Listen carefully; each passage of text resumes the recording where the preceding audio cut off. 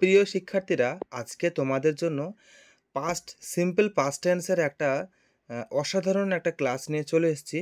তো আজ এই যে সিম্পল পাস্ট টেন্সে যে গঠন হয় সেটা কিভাবে, মানে বাক্য কিভাবে তৈরি করতে হয় সেটা আমরা আস্তে আস্তে তোমাদেরকে ধীরে ধীরে শেখাবো।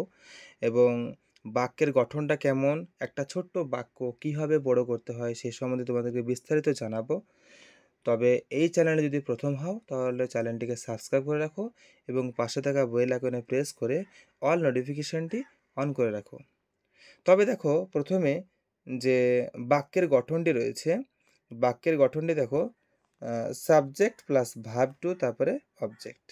সাবজেক্ট মানে আমি কালকে বলেছিলাম বাক্যের যে কর্তা, মানে বাক্যে যে কাজটি করবে সেই হচ্ছে সাবজেক্ট। আর ভার্ব তো তোমাদেরকে বলেছিলাম ভার্বের 3টে রূপ হয়। তো 3টে রূপের মধ্যে এই ভার্বের 2 নাম্বার ভার্বের রূপটা আমাদেরকে এখানে ব্যবহার করতে হবে। তারপরে বাকি যেটা থাকবে আদার্সটা আমাকে বা অবজেক্টটা আমাদেরকে ইনপুট করতে হবে। তবে দেখো, আমরা অপেক্ষা করেছিলাম, আমরা অপেক্ষা করেছিলাম এই বাক্যটিকে যদি আমরা ট্রান্সলেট করি তাহলে হবে উই ওয়েটেড। উই ওয়েটেড মানে আমরা অপেক্ষা করেছিলাম, অর্থাৎ পাস্ট টেন্সে, মানে অতীতে কোনো কিছু হয়ে থাকলে বা কোনো কিছু করে থাকলে সেটা পাস্ট টেন্সে আমাদেরকে ট্রান্সলেট করতে হয়। তো উই হচ্ছে আমরা, ওয়েটেড, ওয়েট মানে হচ্ছে অপেক্ষা করা।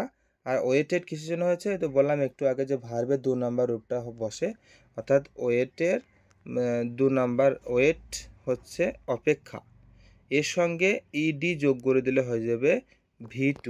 এর সঙ্গে যদি আমরা ইডি যোগ করে দিই তাহলে হবে V2, অর্থাৎ ভার্বের 2 নম্বর রূপ। তাহলে আমরা অপেক্ষা করেছিলাম এই বাক্যের ইংরেজিতে ট্রান্সলেট করতে গেলে কী হবে বললাম না, উই ওয়েটেড। তারপর নেক্সট দেখো যে আমরা তার জন্য অপেক্ষা করেছিলাম, আমরা তার জন্য অপেক্ষা করেছিলাম এই বাক্যটিকে যদি আমরা ইংরেজিতে ট্রান্সলেট করি তাহলে হবে উই মানে হচ্ছে আমরা, ওয়েটেড মানে হচ্ছে অপেক্ষা করেছিলাম, ফর হিম মানে তার জন্য, উই ওয়েটেড ফর হিম আমরা অপেক্ষা করেছিলাম তার জন্য। তারপর নেক্সট কি আছে দেখো, আমরা গতকাল তার জন্য অপেক্ষা করেছিলাম, আমরা গতকাল তার জন্য অপেক্ষা করেছিলাম বলতে গেলে আমরা গতকাল তার জন্য অপেক্ষা করেছিলাম। উই মানে আমরা, ওয়েটেড মানে অপেক্ষা করেছিলাম, ফর হিম মানে তার জন্য, ইয়েস্টারডে মানে হচ্ছে তার গতকাল। তাহলে we waited for him yesterday মানে হচ্ছে আমরা গতকাল তার জন্য অপেক্ষা করেছিলাম। ঠিক আছে, তারপর নেক্সট কি আছে দেখো, আমরা গতকাল সেখানে, আমরা গতকাল সেখানে তার জন্য অপেক্ষা করেছিলাম। উই মানে হচ্ছে দেখো আমরা, তারপর ওয়েটেড, তারপরে দেয়ার, দেখো ভালো করে,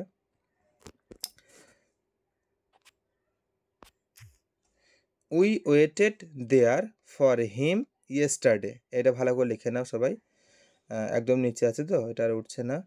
তো এটা হবে উই ওয়েটেড দেয়ার, মানে উই ওয়েটেড বলতে গেলে আমরা অপেক্ষা করছিলাম, দেয়ার মানে সেখানে, ফর হিম মানে তার জন্য, ইয়েস্টারডে মানে গতকাল, we waited there for him yesterday. তো এই ছিল আজকের ক্লাস।